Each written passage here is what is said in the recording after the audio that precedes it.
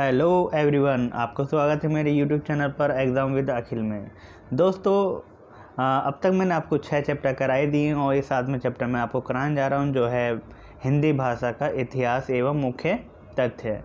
और अपने आप में बहुत अच्छा चैप्टर है और बहुत ही ज़्यादा इम्पोर्टेंट चैप्टर है दोस्तों, जो आपको ये बहुत कम पढ़ाया जाता है और समझ में भी बहुत कम आता है। तो मैं आपको इस वीडियो में इतनी डिटेल से समझाऊंगा एक एक चीज़, जो आपको देखते देखते याद हो जाएगा। चलिए आगे बढ़ते हैं। और मैं बार बार आपसे यही कहना चाहूँगा कि मेरे YouTube चैनल को सब्सक्राइब करें, लाइक करें, कमेंट करें और बेल आइकन दबाना बिल्कुल ना भूलें। ठीक है दोस्तों, और आप अपना प्यार यूं ही देते रहें और सब्सक्राइब और ज़्यादा हो जाए, मैं यही चाहता हूं दोस्तों। और लाइक कमेंट तो करना बिल्कुल ना भूलें। ठीक है दोस्तों, चलिए दोस्तों आगे बढ़ते हैं। हमारा चैप्टर है हिंदी भाषा का इतिहास एवं मुख्य तथ्य। तो यहाँ पे बात की जाती है पहले नंबर 1 पर आपकी हिंदी। पूरे चैप्टर का नाम है हिंदी भाषा के इतिहास एवं मुख्य तथ्य। तो यहाँ पहले बात करते हैं हिंदी की। हिंदी जो शब्द है वो कहाँ से आया है? ठीक है, हिंदी शब्द कहाँ से आया है, यानी ये कह सकते हैं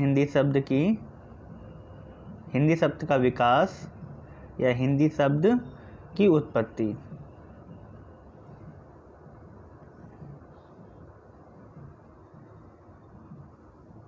हिंदी शब्द की उत्पत्ति।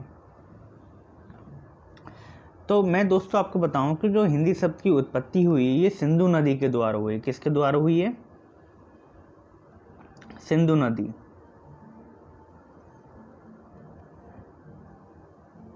सिंधु नदी के बारे में दोस्तों आपने बहुत पढ़ा होगा, तो मैं जाहिर सी बात है आपको पता ही होगा सिंधु नदी किसकी बात कर रहा हूँ मैं, जो पाकिस्तान में बहती है इस समय। ठीक है, तो ये सिंधु नदी जो बहती थी ये कहाँ बहती थी? ईरान देश के, ईरान एक देश था, उसके किनारे बहती थी। ईरान देश के किनारे ये सिंधु नदी बहती थी, जिसमें कौन निवास करते थे? पारसी लोग निवास करते थे। ठीक है, पारसी लोग निवास करते थे। और जो पारसी लोग थे यहाँ पे, पारसी लोग जो थे ये आपका ये इनकी जो भाषा थी ये इनकी फारसी भाषा थी। कौन सी भाषा थी? फारसी। ठीक है, कौन सी भाषा थी? फारसी। जो सा को हा बोलते थे। जैसे सिंधु है तो सिंधु सा की जगह ये हा बोलते थे। तो अगर मैं इसमें हिंदू कर दूं तो ये हिंदी शब्द की उत्पत्ति ही किससे हुई है? सिंधु नदी के द्वारा हो गई है। और आगे पहुंचते हैं। और इनकी भाषा मैंने आपको बताई दी, फारसी भाषा जो थी ये सा को हा बोलते थे। तभी क्या हो गया? जैसे कि मैंने आपको बताया अभी, जैसे सिंधु है, सिंधु नदी है, तो सिंधु से ही क्या बन गया? ये हिंदू बना। ठीक है, और हिंदू से ही क्या बन गई? हिंदी बन गई। ठीक है दोस्तों, क्या बन गई? हिंदी बन गई। अब इसमें और एक बात की जाए, हिंदी शब्द बहुरूपीय परिवार को कहा जाता है। ठीक है दोस्तों, ये लिख लेना। और जो मैं आपको कराते हुए चल रहा हूँ पुश करके आप इसको लिखते रहना। और जैसा कि मैंने अभी आपको अब तक बता दिया, क्या क्या बता दिया यहाँ पे, मैंने हिंदी शब्द की उत्पत्ति बता दी। हिंदी शब्द की उत्पत्ति कहाँ से हुई है? सिंधु नदी के द्वारा हुई है। ठीक है, और सिंधु नदी के किनारे कौन रहते थे? ईरानी लोग रहते थे। ठीक है, एक ईरान देश था।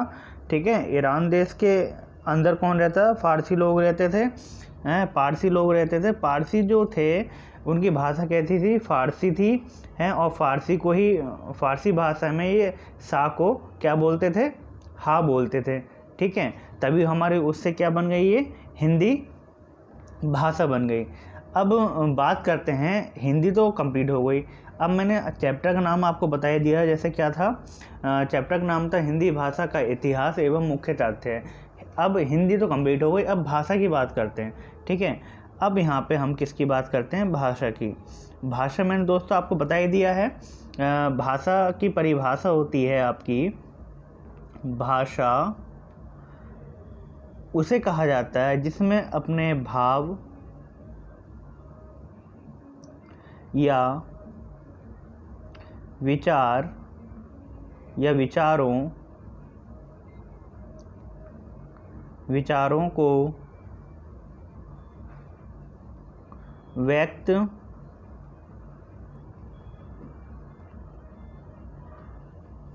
करते हैं। ठीक है, करते हैं। तो भाषा शब्द की उत्पत्ति जो है, एक तरीके कहा जाए, भाषा जो है ये आपका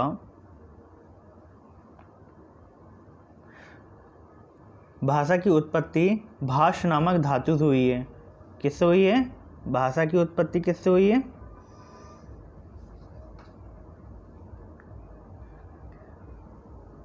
भाषा शब्द की उत्पत्ति किससे हुई है,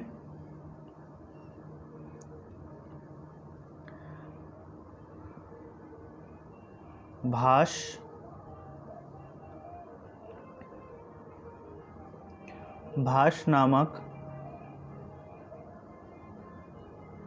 धातु से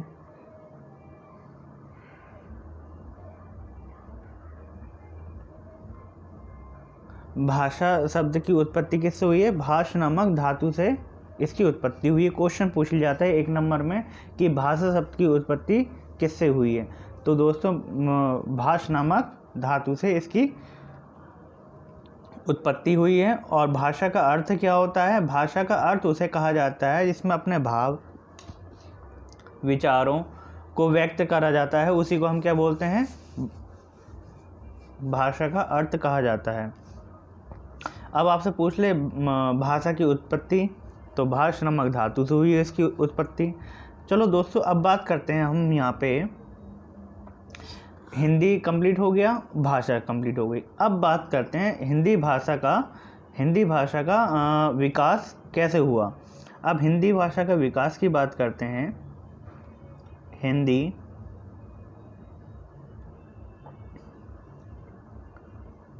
भाषा का विकास। अब हिंदी भाषा का विकास बहुत ज़्यादा इम्पोर्टेंट दोस्तों, यहाँ पे बहुत ज़्यादा मेन पॉइंट आ जाता है। यहाँ पे भाषा का विकास, हिंदी भाषा का विकास कैसे कैसे हुआ है, तो मैं बताऊं दोस्तों आपका, हिंदी भाषा मानक समय जो माना जाता है, हिंदी भाषा का जो मानक समय माना जाता है, वो आपका क्या माना जाता है, 1100 ईस्वी माना जाता है। ठीक है, ये इम्पोर्टेंट फैक्ट है दोस्तों आपका। ठीक है, इम्पोर्टेंट फैक्ट है। चलिए, इसको मैं बाद में बताऊंगा हिंदी भाषा का कब से हुआ है। तो मेन चीज़ आपको मैं यहाँ बताता हूँ कि हिंदी भाषा का विकास कैसे कैसे हुआ है। वो आपका हुआ है, देखिए हिंदी भाषा के बारे में बात हो रही है यहाँ पे। अब मूल भाषा तो हिंदी है हमारी, क्या है, मूल भाषा क्या है, हिंदी। ठीक है, और मूल भाषा जो है हमारी हिंदी है, तो मूल भाषा जो हमारी मानी जाएगी इसमें, या एक तरीके से कहा जाए यहाँ पे, जो हिंदी भाषा का विकास है, मूल भाषा जो थी इसकी हमारी पहले क्या थी, संस्कृत थी। क्या थी, संस्कृत। संस्कृत की है यहाँ पे दोस्तों। तो आपको इसमें एक मेन चीज़ और बता दूँ, यहाँ पे जो आपकी यहाँ संस्कृत आती है, ये 2 भागों में व्यक्त की जाती है, 2 भागों में व्यक्त किया गया है संस्कृत भाषा को। तो कैसे किन किन भागों में, नंबर फर्स्ट आता है आपका वैदिक,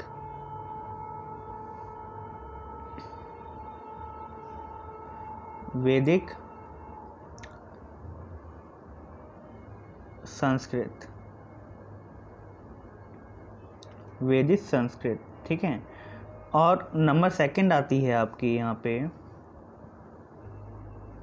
लौकिक, ठीक है। क्या आती है दोस्तों? लौकिक संस्कृत।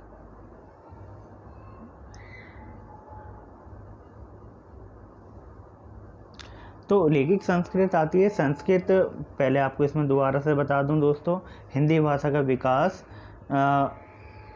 कैसे कैसे हुआ है। मूल भाषा हमारी पहले क्या थी दोस्तों? संस्कृत थी। और संस्कृत को दो भागों में बांटा गया था, वैदिक और लौकिक।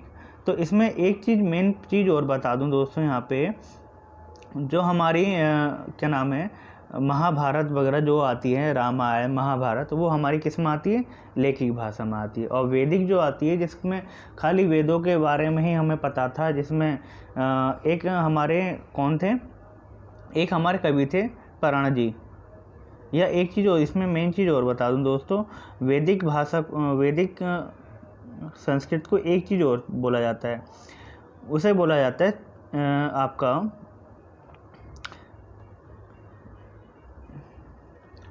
दो भागों में व्यक्त किया गया है वैदिक और संस्कृत। एक हमारे कवि थे जिनका नाम था पराण जी। क्या था? पराण जी। इन्होंने वैदिक का नाम रखा था छांदास। क्या रखा था? छांदास। छांदास रखा था, ठीक है। और इसका क्या नाम रखा था?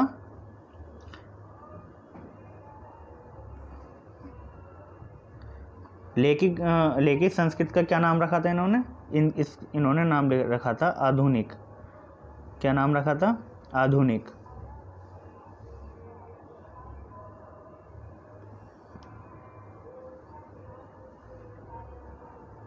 आधुनिक संस्कृत। अब यहाँ पे एक मेन चीज़ बात और की जाए दोस्तों, यहाँ पे क्वेश्चन पूछ लिया जाता है कि रामायण महाभारत किस में आती है? लौकिक भाषा में आती है, लौकिक संस्कृत में आती है, वैदिक संस्कृत में आती है, या पाली भाषा में आती है, या प्राकृतिक भाषा में आती है? तो आप क्या लगा के आएंगे? वेरी इंपॉर्टेंट फैक्ट है दोस्तों ये, कि जो हमारी महाभारत जो आती है कि कौन सी भाषा में लिखी गई है? लौकिक भाषा में लिखी गई है, ठीक है। एक तरीके बताया, रामायण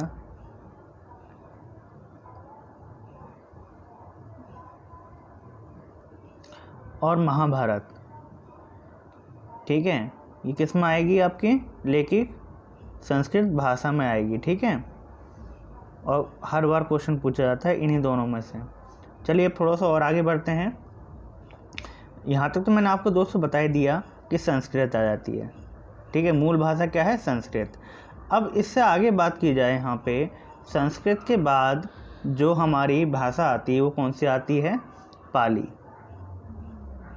क्या आती है? पाली भाषा। पाली भाषा, ठीक है। और पाली भाषा में बताऊं, ये जो पाली भाषा बोली जाती थी, ये कह सकते हैं कि जैसे कि हमारे बौद्ध धर्म थे, बौद्ध धर्म द्वारा ही इसका उत्पत्ति हुई है। ये कह सकते हैं बौद्ध धर्म के जो लोग थे वो पाली भाषा बोलते थे, ठीक है। कौन से? बौद्ध धर्म।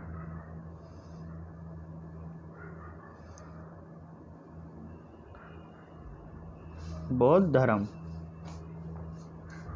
बौद्ध धर्म के लोग कैसी भाषा बोलते थे? पाली भाषा बोलते थे। और इसमें और आगे बात की जाए दोस्तों, यहाँ पे पाली के बाद आती है आपकी प्राकृत। कौन सी आती है?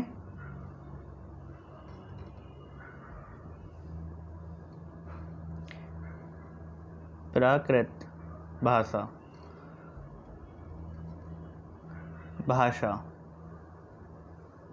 प्राकृत भाषा की बात की जाए दोस्तों, प्राकृत भाषा उसे कहा जाता है जैसे कि जैन धर्म के द्वारा जो बोली जाती थी भाषा, जैन धर्म के लोग इसे क्या बोलते थे? जैन धर्म की भाषा कैसी थी? प्राकृतिक थी। क्वेश्चन पूछेगा जैन धर्म की भाषा कैसी थी, तो आप बोलेंगे प्राकृत भाषा। ठीक है। अब इसके बाद आता है आपका प्राकृत के बाद आता है आपका बिगाड़। कौन सी? फिर मतलब इसके बाद हमने भाषा ऊट पटांग बोलने लगी, तो इसकी भाषा क्या हो गई आपकी? हमने एक तरीके कह सकते हैं बिगाड़ रूप आ गया इसका। क्या आ गया? बिगाड़ रूप आ गया। यानी कि हमने कहाँ को जा रिया है, क्या खा रिया है, क्या पी रिया है, तो हमने मतलब भाषा में ही उल्टा सीधा डिफरेंस पैदा कर दिया है। ठीक है। और बात की जाए दोस्तों, यहाँ पे बिगाड़ रूप आ गया। बिगाड़ रूप के बाद आता है आपका यहाँ पे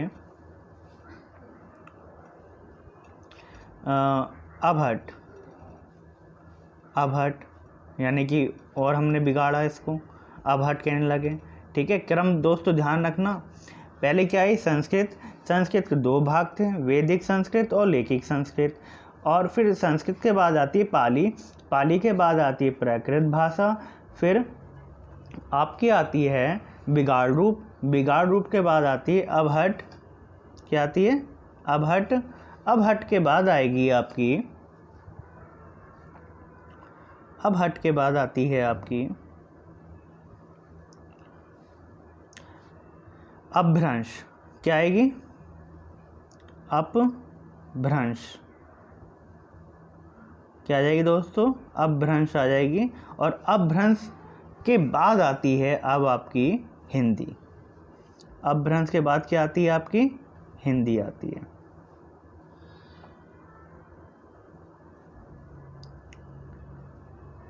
अपभ्रंश के बाद आपकी फिर हिंदी आई है दोस्तों। देखिए कितना अच्छा क्रम चला है, आपको मुँह जबानी याद हो जाएगा दोस्तों। यहाँ पे पहले संस्कृत आई, संस्कृत के दो भाग थे, वैदिक संस्कृत और लौकिक संस्कृत। लौकिक संस्कृत भाषा में आपके रामायण महाभारत आती है। फिर उसके बाद आती है आपके संस्कृत के बाद पाली जो भाषा बोलते थे वो दो बौद्ध धर्म के बोलते थे। पाली के बाद आती है फिर प्राकृतिक भाषा जो जैन धर्म के लोग बोलते थे। फिर प्राकृतिक के बाद आती है बिगाड़ रूप यानी एक भाषा नहीं है, या हम ये कह सकते हैं कि इसमें हमने मतलब कुछ अलग ही तरीके से बोलना चालू कर दिया, यानी बिगाड़ दिया हमने भाषा को। फिर बिगाड़ रूप के बाद आती है अबहट। अबहट के बाद आती है अपभ्रंश, और अपभ्रंश के बाद आती है आपकी हिंदी। तो दोस्तों मैं इसमें एक चीज़ और बताना चाहूँगा, अपभ्रंश जो है आपका ये कितने प्रकार का होता है? अपभ्रंश ये 5 प्रकार का होता है दोस्तों। कितने प्रकार का? 5 प्रकार का। इसी के बारे में बात करते हैं अब हम। ठीक है। 5 प्रकार का होता है ये क्या? अपभ्रंश। अब मेन चीज़ तो इसमें एक चीज़ और रहेगी दोस्तों हमारी यहाँ पे, ये मैं बाद में बताने वाला था लेकिन मैं अभी बताऊँगा क्योंकि हमने यहाँ तक कवर कर लिया है। मेन चीज़ क्या आता है कि हम इसकी सन भूल जाते हैं। क्या भूल जाते हैं? हम इसकी सन भूल जाते हैं कि आपका पूछ लिया जाता है कि बताइए कि वैदिक संस्कृत भाषा की क्या सन थी, यानी कब इसकी सन मानी जाती है। ठीक है। तो आप कह सकते हैं यहाँ पे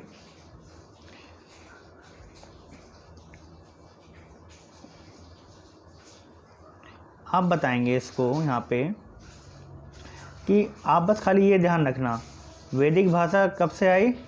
1500 से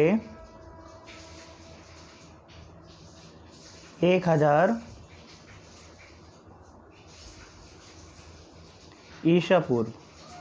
क्या बताएंगे? 1500 ध्यान रखना आप खाली। 1500 के बाद 1500 ईसा पूर्व कब आई थी वैदिक भाषा? 1500 से 1000 ईसा पूर्व, यानी 500 आप इसमें इस सन में से घटाते रहना। किस में से? 500 इस 1500 में से अगर 500 हो गया तो बचे कितना? 1000। तो हमारी वैदिक भाषा कब आई? 1500 से 1000 के बीच में। अब बात करते हैं हम यहाँ पे अब हम यहाँ बात करेंगे लैखिक भाषा। जब हमारी वैदिक भाषा 1500 से 1000 के बीच में आ गई तो हमारी लैखिक भाषा, अब मैं क्या मानूंगा, 1000 से फिर 500 माइनस कर दो, कितना बचा, 500। तो क्या बता देंगे, ईसा पूर्व। ठीक है, क्या बता देंगे, ईसा पूर्व। तो लैखिक भाषा जो आती है आपकी, वो क्या सन मानी जाती है, 1000 से 500 ईसा पूर्व मानी जाती है। ठीक है, अब बात करते हैं हम यहाँ पे पाली भाषा की। पाली भाषा जो है, लैखिक भाषा बता दी मैंने आपको 1000 से लेके 500 तक। अब यहाँ पे किसकी बात करेंगे हम, 500 से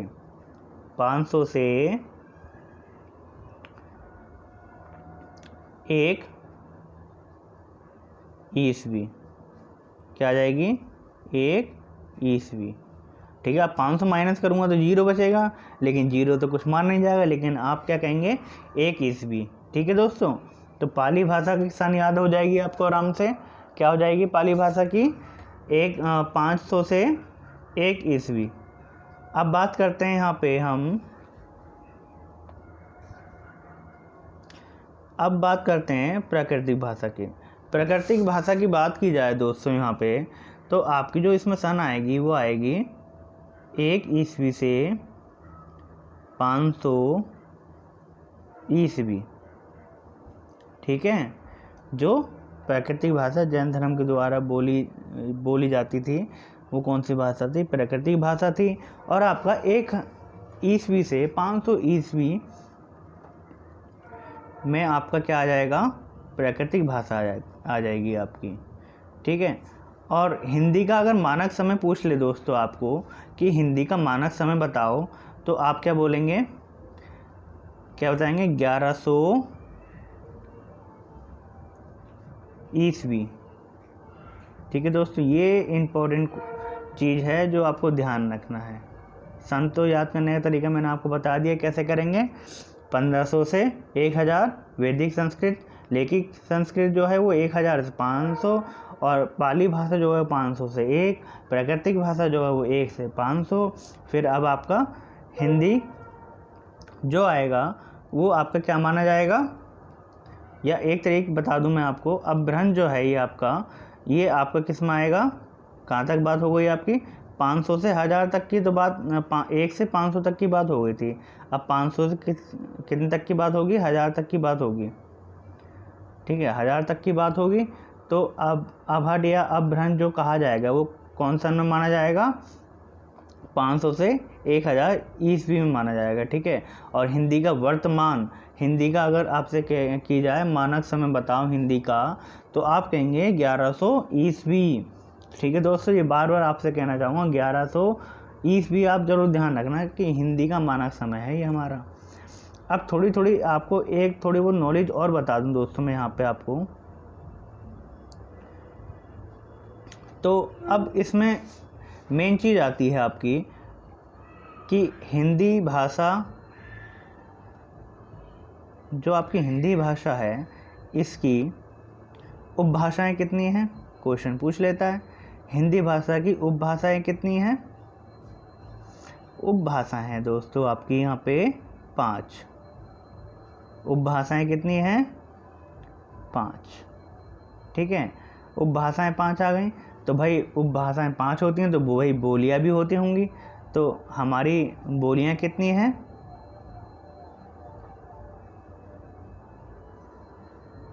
जो हमारी बोलियां हैं वो टोटल कितनी हैं दोस्तों, 18। चलिए दोस्तों, अब यहाँ तक हम एक बार शुरू से दोबारा से रिवाइज कर लेते हैं। हम यहाँ पे जितना मैंने आपको करा दिया है यहाँ पे, चलिए फटाफट रिवाइज करते हैं।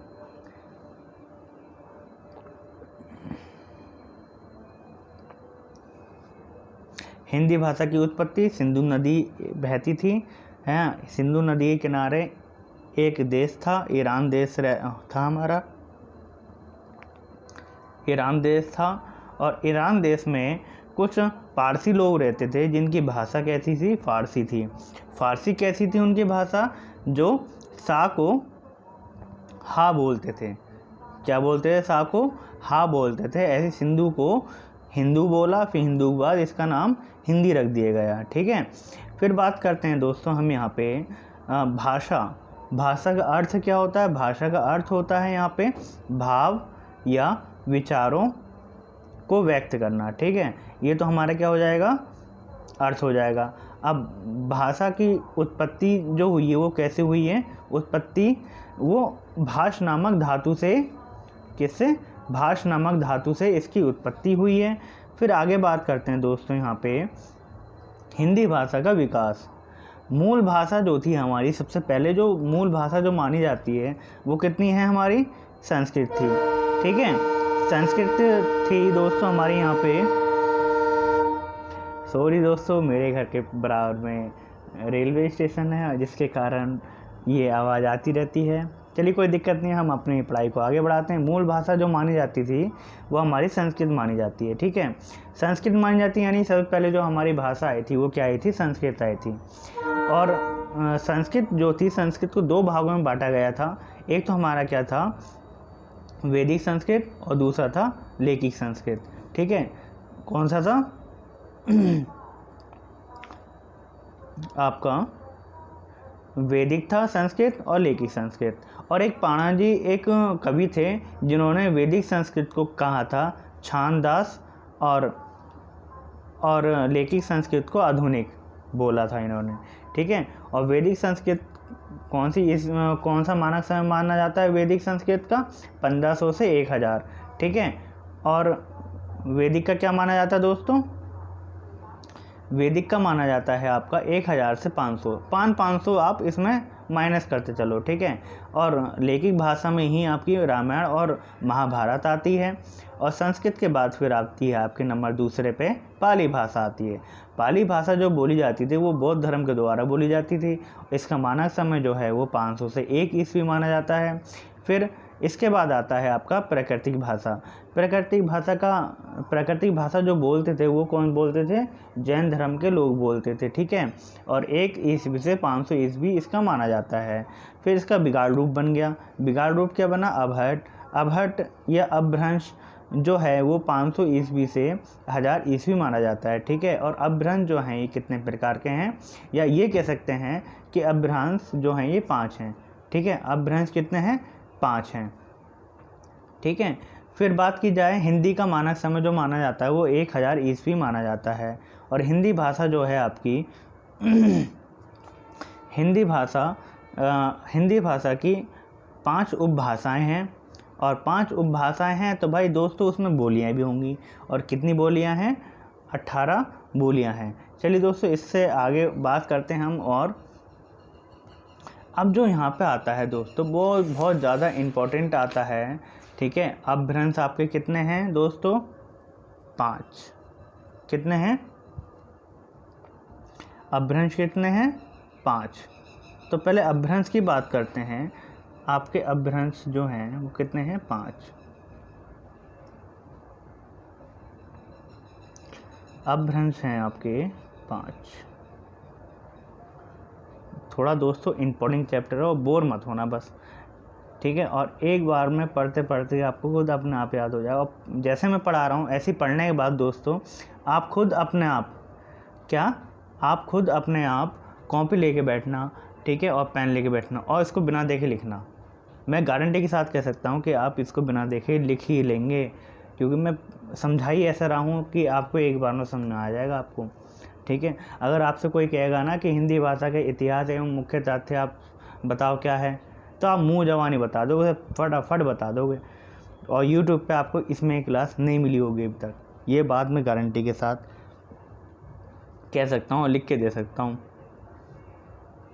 ठीक है दोस्तों, और चलिए बात करते हैं अपभ्रंश। अपभ्रंश जो होते हैं दोस्तों ये आपके 5 प्रकार के होते हैं। ठीक है, 5 प्रकार के से कैसे होते हैं? ये थोड़ा लंबा है यहाँ से है तो बताता हूँ, सॉरी। ठीक है, अपभ्रंश की बात हो रही है दोस्तों यहाँ पे। तो अपभ्रंश जो हैं आपके ये 5 प्रकार के होते हैं। नंबर फर्स्ट जो है ये आपका सौर सैनी। क्या होते हैं? सौर सैनी, सौर सैनी। ठीक है, नंबर फर्स्ट होता है आपका सौर सैनी। नंबर सेकंड की बात की जाए दोस्तों, आपकी यहाँ पे नंबर सेकंड होता है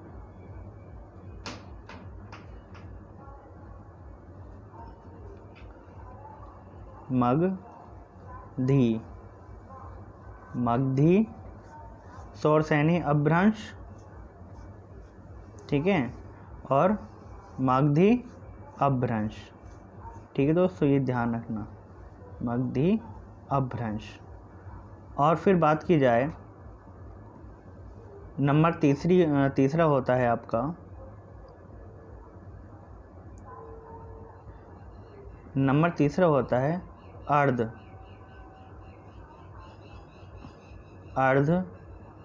मागधी।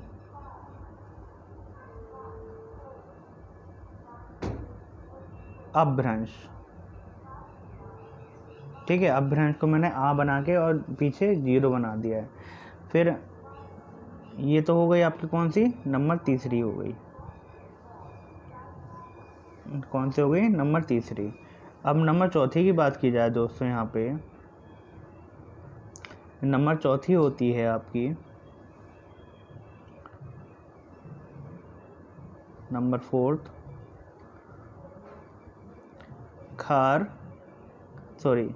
खस सौर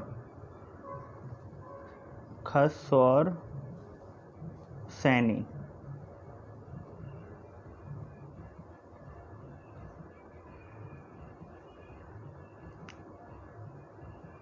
सैनी अपभ्रंश। क्या? अपभ्रंश। ठीक है, अब बात की जाए नंबर फिफ्थ की, नंबर आखिरी की, तो आपकी होती है यहाँ पे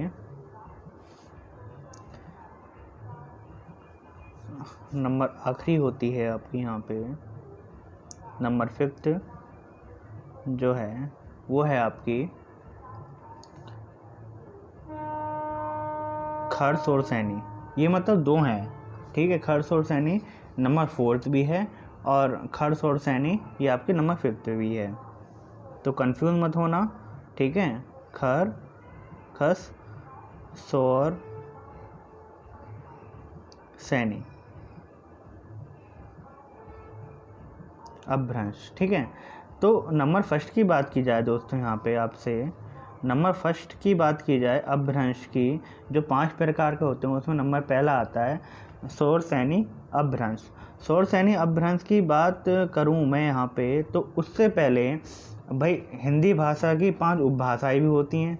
ठीक है, और 5 उपभाषाएं होती हैं, तो नंबर फर्स्ट को क्या बोला जाता है? उपभाषा को। ये 505 प्रकार के अपभ्रंश होते हैं और इन्हीं 5 के आधार पे 5 उपभाषाएं हैं। पहली आती है आपकी यहाँ पे पश्चिमी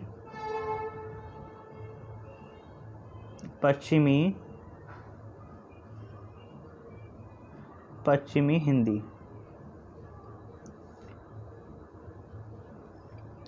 पश्चिमी हिंदी। फिर आगे आपकी नंबर सेकंड पे आती है, जो नंबर दूसरी बताई थी दोस्तों मैंने आपको यहाँ पे। ठीक है, नंबर दूसरी जो है आपकी यहाँ पे, ये बिहारी हिंदी आ जाती है। क्या आ जाती है? बिहारी हिंदी।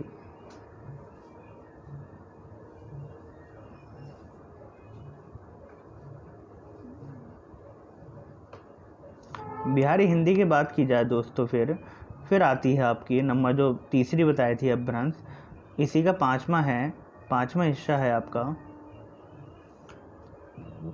पूर्व हिंदी। क्या है? पूर्व हिंदी।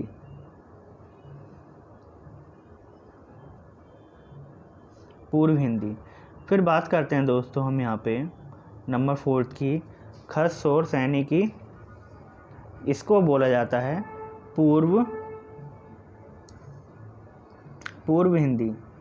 क्या बोला जाता है? पहाड़ी। पूर्व हिंदी तो हो गया ना हमारा, हाँ पूर्व हिंदी हो गया है। अब यहाँ पे आता है आपका पहाड़ी हिंदी, पहाड़ों में जो बोली जाती है।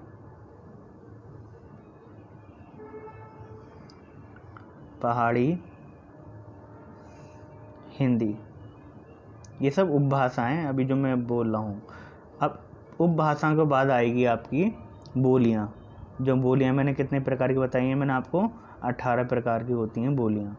फिर बात करते हैं खस शोर सैनी की। इसकी उपभाषा होती है राजस्थानी। ठीक है, राजस्थानी भी तो एक उपभाषा है।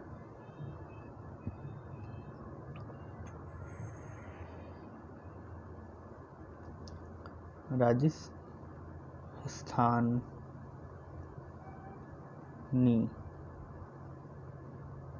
ठीक है, राजस्थानी हिंदी। उपभाषाएं मैंने आपको कितनी बता दी? 5। अपभ्रंश कितने बता दिए? 5 अपभ्रंश होते हैं। कौन कौन से होते हैं? नंबर फर्स्ट की मैंने आपको बता ही दिया है, शोर सैनी होती हैं और इसकी उपभाषा क्या होती है? हिंदी।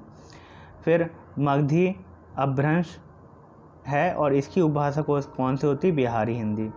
फिर बात करें अर्ध मागधी अपभ्रंश और इसकी उपभाषा होती है पूर्व हिंदी। नंबर चौथी की बात की जाए खस शोर सैनी अपभ्रंश, इसकी उपभाषा होती है पहाड़ी। ठीक है। फिर इसके बाद नंबर 5वां खस शोर सैनी की उपभाषा कौन सी है? राजस्थानी। ठीक है। राजस्थानी की बात की जाए दोस्तों, यहाँ पे आपको अपभ्रंश खाली 5 ध्यान रखना कि 5 होते हैं और उपभाषाएं कितनी होती हैं? 5 होती हैं। नंबर पहली ध्यान रखना, पश्चिमी हिंदी उपभाषा होती है। नंबर दूसरी होती है बिहारी। नंबर तीसरी होती है पूर्वी, फिर पहाड़ी, फिर राजस्थानी। ठीक है, इसका क्रम आपको ध्यान रखना है। पश्चिम, ठीक है, बिहारी, पूर्वी, ठीक है, पहाड़ी, फिर राजस्थानी। तो पहले ये तो हमारी उपभाषाएं कंप्लीट हो गई। उपभाषाओं के बाद आती है कि बोलियां। पश्चिमी हिंदी में कितनी बोलियां बोली जाती हैं दोस्तों? ये बोली जाती हैं आपकी 5। ठीक है, कितनी बोली जाती हैं? 5 बोलियां बोली जाती हैं। किसमें? पश्चिमी हिंदी में। कौन कौन सी बोली जाती है वो मैं आपको बताऊंगा। ठीक है। नंबर पहली आती है आपकी दोस्तों, यहाँ पे नंबर पहली जो बोली जाती है आपकी, वो खड़ी बोली बोली जाती है। कौन सी? खड़ी बोली। खड़ी बोली होती कैसे है? कहाँ को जा रही है, मतलब उसकी बोली में ही ऐंठ की, ऐसा लगता है कि हमसे ही ऐंठ के बोल रहा है, लड़ेगा जैसे अभी हमसे। ठीक है, उसी को हम क्या बोलते हैं? खड़ी बोली बोलते हैं। नंबर बी की बात की जाए दोस्तों, कितनी होती हैं ये? 5 होती हैं। कितनी होती हैं? 5 बोलियां होती हैं। ठीक है। नंबर पहली होती है खड़ी बोली और नंबर दूसरी होती है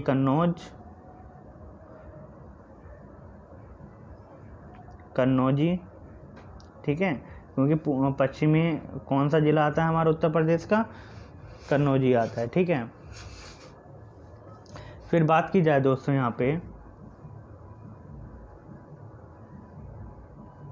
नंबर तीसरी की, तो नंबर तीसरी आता है आपका बुंदेली बोली। कौन सी आती है? बुंदेली बोली।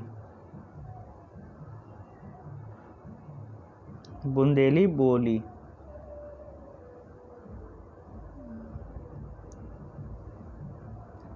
बुंदेली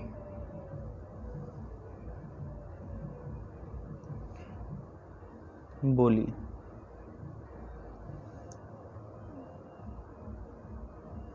और नंबर चौथी जो आती है दोस्तों, यानी कि नंबर डी की बात की जाए यहाँ पे, नंबर डी जो है ये ब्रज भाषा है। कौन सी भाषा है? ब्रज भाषा। नंबर 5वीं की बात की जाए यहाँ पे, नंबर 5 में आ जाती है दोस्तों आपकी कौन सी, जिसे नंबर ई का नाम दे रहा हूँ मैं, वो है आपकी बागड़ू। कौन सी है? बागड़ू। ठीक है। कौन कौन सी बता दी मैंने? पश्चिमी हिंदी में 5 बोलियाँ आती हैं। नंबर पहली आती है खड़ी बोली, नंबर दूसरी आती है कन्नौजी, नंबर तीसरी आती है बुंदेली बोली, ब्रजभाषा आ जाती है चौथे पे, और पाँचवें पे आती है बागरू। ठीक है, फिर बात करते हैं नंबर सेकंड की उपभाषा की, जो बिहारी हिंदी उपभाषा है। इसमें कितनी बोलियाँ आती हैं? इसमें केवल 3 बोलियाँ आती हैं। कितनी बोलियाँ आती हैं? 3। अब वो आती कौन कौन सी हैं बात करते हैं। नंबर पहली जो आती है नंबर पहली, ये इसकी कितनी बोलियाँ हैं? 3 बोलियाँ हैं। कितनी बोलियाँ हैं? 3। तो नंबर पहले की बात की जाए यहाँ पे दोस्तों, नंबर पहली आती है मैथिली। कौन सी आती है? मैथिली। मैथिली आती है। फिर नंबर बी की बात की जाए, यानी नंबर सेकंड की, वो आती है मगधी। फिर नंबर सी की बात की जाए दोस्तों, भोजपुरी। जब ये जाहिर सी बात है बिहारी हिंदी उपभाषा है, तो बिहार में कौन सी भाषा बोली जाती है? भोजपुरी भाषा बोली जाती है। ठीक है, अब बात करते हैं दोस्तों यहाँ पे पूर्वी हिंदी की। पूर्वी हिंदी में कितनी आती हैं? पूर्वी हिंदी में भी 3 बोली आती हैं। अब वो कौन कौन सी आती हैं? चलिए बात करते हैं यहाँ पे।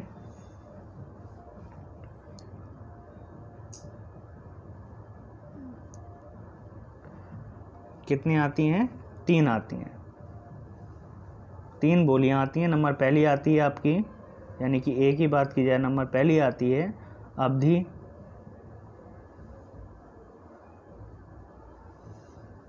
नंबर बी की बात की जाए आपसे यहाँ पे, नंबर बी आती है बघेली बोली। नंबर सी की बात की जाए छत्तीसगढ़ी। कौन से आती है? छत्तीसगढ़ी।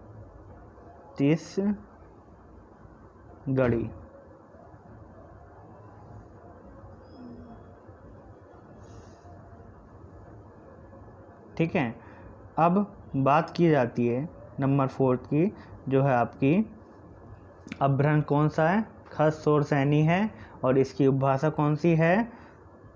पहाड़ी है। और पहाड़ी में पहले कौन सी आती है आपकी? पहाड़ी में कितनी भाषाएं हैं, यानी कितनी बोलियां हैं? 18 बोलियां, 18 तो बोलियां हैं कुल, और लेकिन पहाड़ी में कितनी बोलियां आती हैं? 3 बोलियां आती हैं। ठीक है, 3 बोलियां आती हैं। तो तीनों, पहली बात करते हैं पहले की, कितनी आती हैं? 3 आती हैं। ठीक है, नंबर पहली आती है आपकी गढ़वाली।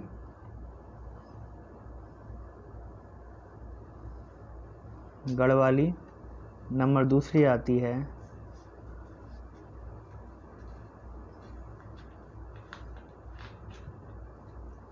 कुलाई।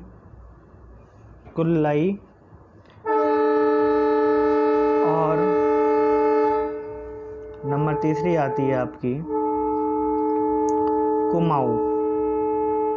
कौन सी है? कुमाऊं। ठीक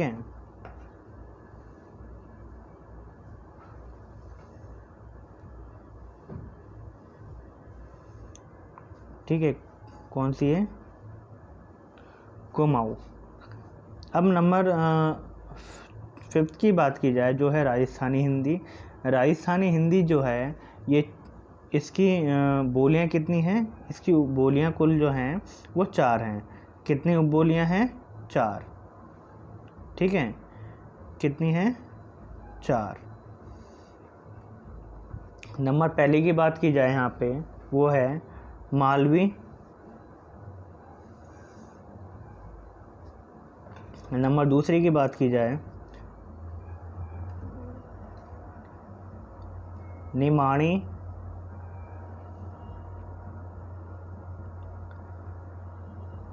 नंबर तीसरी की बात की जाए बीकानेरी,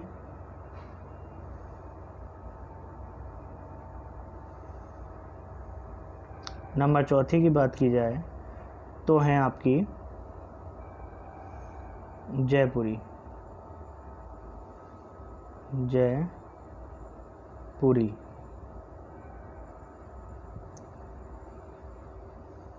जयपुरी, ठीक है।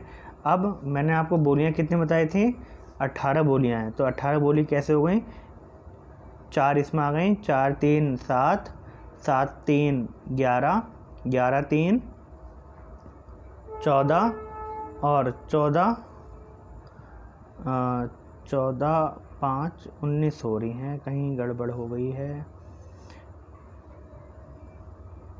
ठीक है दोस्तों, लेकिन एक चीज़ और बता दूं, इसमें जो ये है आपकी सोरसैनी जो है, सोरसैनी जो है ये आपकी इसमें खाली कितनी है, 4 हैं।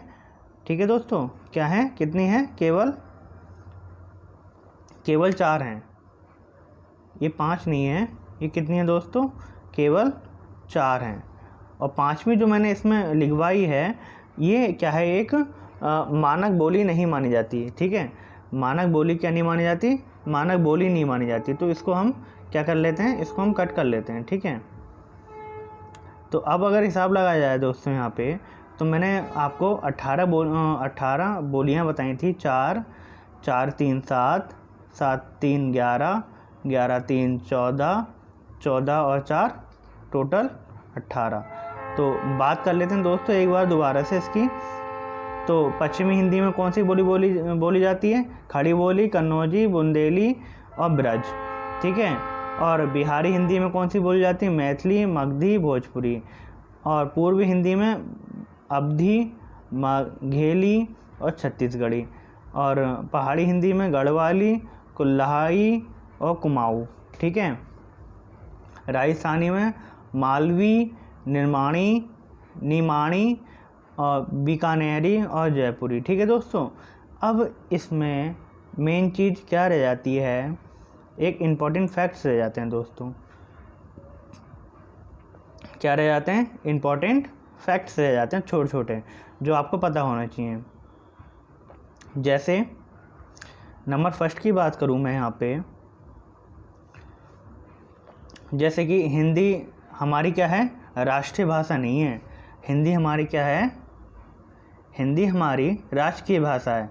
क्वेश्चन काफ़ी बार पूछा है कि हिंदी हमारी राष्ट्रीय भाषा है, आप कहेंगे नहीं, हिंदी हमारी कौन सी है, राजकीय भाषा है। कैसी है, राजकीय भाषा, राष्ट्रीय भाषा नहीं है, राजकीय भाषा है। ठीक है, और कौन से आर्टिकल में आता है, ये कौन सा अनुच्छेद में आता है, आर्टिकल जो आता है हमारा वो 343A के अंतर्गत आता है। फिर बात की जाए दोस्तों नंबर सेकंड के,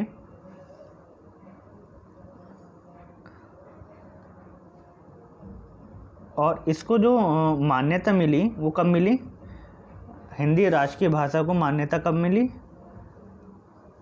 मान्यता जो मिली है हमें से, इसको मिली है 14 सितंबर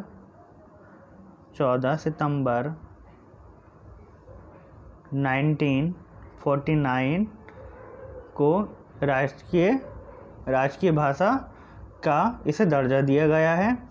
फिर इसके बाद आता है राष्ट्रीय या हिंदी दिवस। ठीक है, कब मनाया जाता है,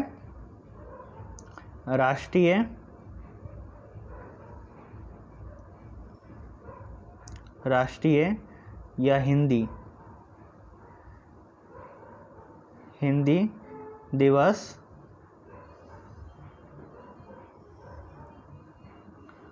कब मनाया जाता है, 14 सितंबर। कब मनाया जाता है, 14 सितंबर को राष्ट्रीय या हिंदी दिवस मनाया जाता है। और एक चीज़ और बात रखना दोस्तों, ध्यान रखना, ये विश्व हिंदी दिवस कब मनाया जाता है, 10 जनवरी को।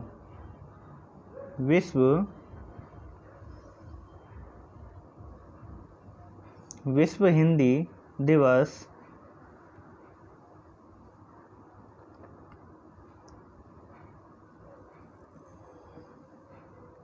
विश्व हिंदी दिवस जो मनाया जाता है वो आपका 10 जनवरी को मनाया जाता है।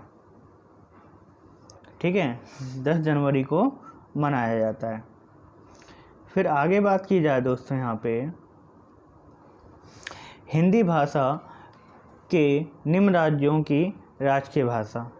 ठीक है, जो हमारी हिंदी आती है, ठीक है, ये भारत के निम्न राज्यों की राज्य भाषा है, जैसे कि यूपी। ठीक है, कितने कितने राज्यों राजकीय की भाषा है? 11 राज्यों की, यानी कि एक तरीके बोल सकते हैं जो हिंदी बोली जाती है ये आपकी हिंदी 11 जिलों में सबसे अधिक बोली जाती है। ठीक है, कौन कौन से हैं आपको दोस्तों ध्यान रखना। पहला आता है यूपी, उत्तराखंड, बिहार, छत्तीसगढ़, झारखंड, मध्य प्रदेश, ठीक है, हिमाचल प्रदेश और हरियाणा, राजस्थान, दिल्ली और जम्मू एंड कश्मीर। ठीक है दोस्तों, ये 11 राज्यों में हिंदी सबसे ज़्यादा बोली जाती है। दोस्तों एक बार हम शुरू से पूरा रिपीट कर लेते हैं कंप्लीट।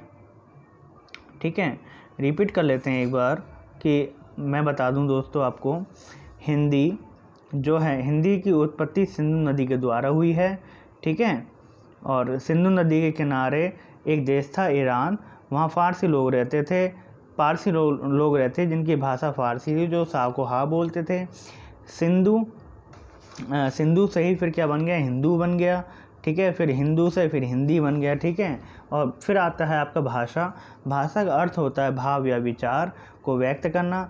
भाषा की उत्पत्ति जो हुई है वो भाष नामक धातु से हुई है। फिर बात की जाए भाषा का विकास। भाषा का विकास जो है वो पहले जो हमारी भाषा थी वो क्या थी? संस्कृत थी। संस्कृत तो 2 भागों में बांटा गया था, वैदिक संस्कृत, लैकिक संस्कृत। लैकिक संस्कृत में हमारी रामायण और महाभारत आती है। संस्कृत के बाद आती है पाली भाषा। पाली भाषा बौद्ध धर्म के द्वारा बोली जाती थी। पाली के बाद आती है प्राकृतिक भाषा। प्राकृतिक भाषा जो है ये जैन धर्म के द्वारा बोली जाती थी। फिर बिगड़ा रूप आ गया, अब हट आ गया, अब हट के बाद अपभ्रंश आ गया। अपभ्रंश जो है ये 5 प्रकार का होता है। ठीक है, और हिंदी का मानक समय जो माना जाता है, यानी कि अपभ्रंश के बाद ही हमारी क्या आती है? हिंदी आती है। ठीक है, और हिंदी आती है तो हिंदी का मानक समय क्या होता है? 1100 ईस्वी। हिंदी भाषा की उपभाषाएं कितनी हैं? 5 उपभाषाएं हैं, और बोलियां कितनी हैं? 18।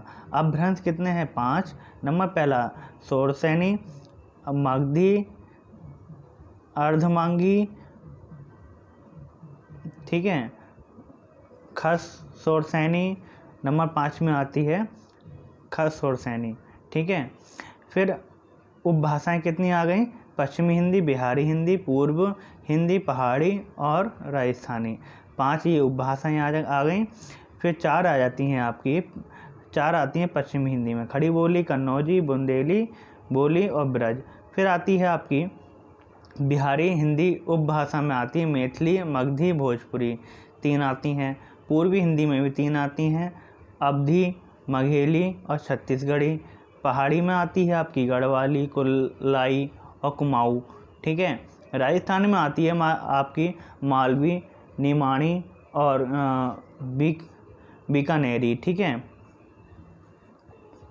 तो ये तो आपकी कंप्लीट हो गई हैं। फिर मैंने आपको बताया है यहाँ पे कि हिंदी राजकीय भाषा है, ना कि राष्ट्रीय भाषा है। ठीक है, हिंदी राजकीय भाषा है और कौन सा आर्टिकल में आती है? 343A के अंतर्गत आती है। इसकी मान्यता जो दी गई थी हिंदी की राजकीय भाषा की 14 सितंबर 1949 के अंतर्गत दी गई है। राष्ट्रीय हिंदी दिवस का मनाया जाता है, ये आपका 14 सितंबर को ही मनाया जाता है। विश्व हिंदी दिवस 10 जनवरी को मनाया जाता है। यहीं पे आपका कंप्लीट हो जाता है। और हिंदी जो राजकीय भाषा है वो किन किन राज्यों में सबसे ज़्यादा बोली जाती है? वो आपकी बोली जाता है 11 राज्यों में। कौन कौन से? यूपी, उत्तराखंड, बिहार, छत्तीसगढ़, झारखंड, मध्य प्रदेश, हिमाचल प्रदेश और हरियाणा, राजस्थानी और दिल्ली, और आपका नंबर 11 जम्मू एंड कश्मीर। दोस्तों ये वीडियो आपको पसंद आई हो तो लाइक करना, शेयर करना, सब्सक्राइब करना। और यूपीएसआई के लिए बहुत बहुत ज़्यादा इम्पोर्टेंट ये वीडियो है, जो कि आपका यूपीएसआई में इस चैप्टर के बारे में दे भी रखा है। ठीक है, यूपीएसआई में साफ साफ दे रखा है कि हिंदी भाषा के इतिहास एवं मुख्य तथ्य चैप्टर आना ही आना है, और ये 3 नंबर का तो आता ही आता है। ठीक है, और इस वीडियो से हटकर कोई भी कोई भी अलग से नहीं पूछा जाएगा, इसी वीडियो में से आपको सब कुछ पूछा जाएगा। और मैं उम्मीद करता हूँ ये वीडियो आपको पसंद आई होगी, और लाइक करें, कमेंट करें, सब्सक्राइब करें। क्या करें?